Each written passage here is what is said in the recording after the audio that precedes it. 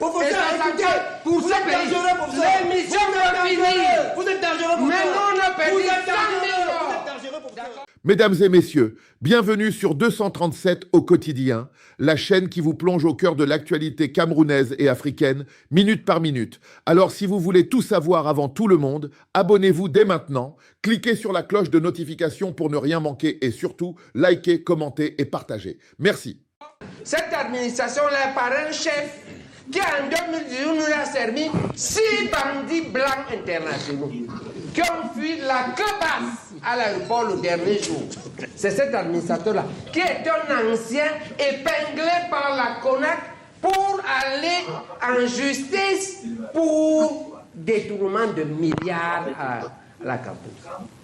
Celui que la Cour des comptes a accusé d'avoir détourné, c'est votre avocat qui a dit ça, avoir détourné 280 millions dans le Covid Gate, parce qu'il a vendu les kits. Un type qui a ces 3 accusations, je vais donc te dire ce qu'il fait. Et qu'on colle à Elekam, mais ce n'est pas Elekam. C'est là qu'on dit que tu es sincère. C'est lui qui dit au préfet et au sous-préfet comment ils vont changer les procès. Bon, il n'a pas dormi la nuit de dimanche à lundi. Il donnait des instructions à ça. On change les feuilles antérieures. On met les nouvelles feuilles. D'accord? Et pourquoi ça met 7 jours? Parce que le premier procès de tricherie, après l'avant-poste. L'avant-poste, c'est l'intimidation des électeurs. Puis maintenant, le premier poste, c'est le chemin qui mène du bureau de vote à la commune.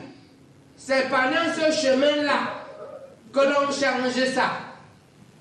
Et pourquoi on aime le préfet, la commission départementale? Parce que le préfet doit faire comme, vous savez qu'à la barrière, avant la barrière, il y a un noyau, non? Deuxième barrière, le préfet, qui a pour mission, et il vient. Comme il a la gendarmerie, il se tape la gendarmerie derrière. Il se tape sa grosse voiture. Et il dit qu'il est le chef de terre. Ok. D'accord? 30 secondes. Et donc, 30 secondes pour sortir, professeur. Non, ce que je voulais dire dans cette affaire, je voulais dire que le problème n'est pas Elekam. Le problème, c'est les administrateurs qui sont guidés et ordonnés par Moulinex. Voilà l'affaire. ok, d'accord. Le fond de cette affaire, le diable de l'affaire, c'est Moulinex. Ok, d'accord. Ok? Ok. Et nous, je vais dire maintenant à Orange Baba, laisse-moi chuter. Tu as cité Jean-Jacques Rousseau. Il faut savoir que la pensée de Jean-Jacques Rousseau a abouti à la Révolution française. C'est-à-dire que le Cameroun écoute. Révolution française veut dire qu'on a égorgé le roi comme un poulet. On a égorgé la reine comme un poulet à cause des idées de Jean-Jacques Rousseau. Et aujourd'hui, on a appelé, l'histoire a appelé Jean-Jacques Rousseau et Voltaire les Lumières. Alors, nos Lumières, on en a 2. Achille Mbembe et Calix Beyala, heureusement. Que disent nos Lumières? Ok, d'accord. Nos Lumières disent ce que je dis là. C'est-à-dire qu'un Chinois gagné, c'est les Lumières qui disent ça. Professeur, on reviendra. Ce n'est pas Moulinex et vous qu'on va suivre, Obama. Ok, d'accord. Ce que l'on suit, nous, on te dit à l'UPC, on suit les Lumières. Et les Lumières du Cameroun aujourd'hui, c'est Achille Mbembe. Professeur. C'est Calix Beyala. Professeur. Allez écouter ce qu'ils ont dit, Calix est votre grande sœur. Ok, d'accord, professeur. Parce que vous vous appelez... Le Cameroun, c'est comme ça. Hein. Professeur. On quitte les partis politiques, on vient sur les ethnies. Ok, professeur. Vous êtes de la même ethnie que Calix Beyala. Mais Calix Beyala a dit, comme l'évêque, on va suivre l'évêque de Yagua. On choisit le bon diable. C'est les Lumières qui le disent. Ok, professeur. Ce qui vous attend, c'est la Révolution française. Ok, professeur. Vous allez affronter les nordistes et les Aoussa. Ok, grave. Je vous souhaite comme ça. Nous, on a dit qu'on ne va pas vous aider. Professeur. Nous, la consigne n'est pas ça. Et de l'UPC, c'est ça. Professeur, s'il vous plaît. Professeur. On ne va faire la guerre que si quelqu'un nous attaque. Professeur, s'il vous plaît. Vous allez vous rencontrer avec les Aoussa. Professeur, s'il vous plaît. Pas de stigmatisation. Je vous en prie. Je vous en Moi, prie. j'ai fini, Je je vous peux en partir. prie. Pas de stigmatisation. Vous allez partir. Si vous voulez, rejoignez les Annaba et les Obama. Ah, professeur, Vous confisquez la victoire d'autrui. Professeur. Ça, c'est votre problème, les D'accord, mafias. d'accord, professeur, vous avez vu que personne, Ah, tu es avec personne ne le vous a... Professeur, moi je suis Camerounais. Je l'ai dit, Ernest. Écoutez-moi, bon, non, c'est très sérieux. Ce que le professeur vient de dire est très grave. Je suis Entre Camerounais. 55 et 60. Professeur, Non, ne lis pas. professeur, arrêtez Ah, ça. eh, Baba, non, ne Arrêtez perdez ça, 100 000 morts. arrêtez ça, Les professeur. Bassas sont morts. 100 000 Bassas sont morts entre 54 et 64 pour ce pays. L'émission doit finir. Vous êtes dangereux, professeur. Mais nous, on a perdu Vous êtes 100 000 dangereux, vous morts. êtes dangereux, professeur. D'accord. Il Et n'y a pas de maintenant, honte, vous il n'y a pas de pays, il n'y a pas de banalité vous le ici. détruisez Arrêtez ça. et vous voulez Arrêtez confisquer ça. le Alors, pouvoir arrêtez ça. avec des Arrêtez résultats. ça. On va demander... L'émission pas On va arrêtée. demander on va à demander On va à pas écouter ta Thierry bêtise. Canto. Tu dis de la bêtise. Thierry. Mesdames et messieurs, aujourd'hui nous nous penchons sur une intervention qui ébranle les fondements même de notre République. Le professeur Baebek, dans une déclaration explosive, convoque l'histoire pour éclairer notre présent tumultueux.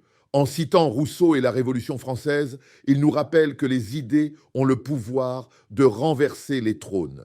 Mais au-delà de la rhétorique révolutionnaire, c'est un cri de détresse qui s'élève, celui d'un peuple qui dit stop après 43 ans de gouvernance monopolistique.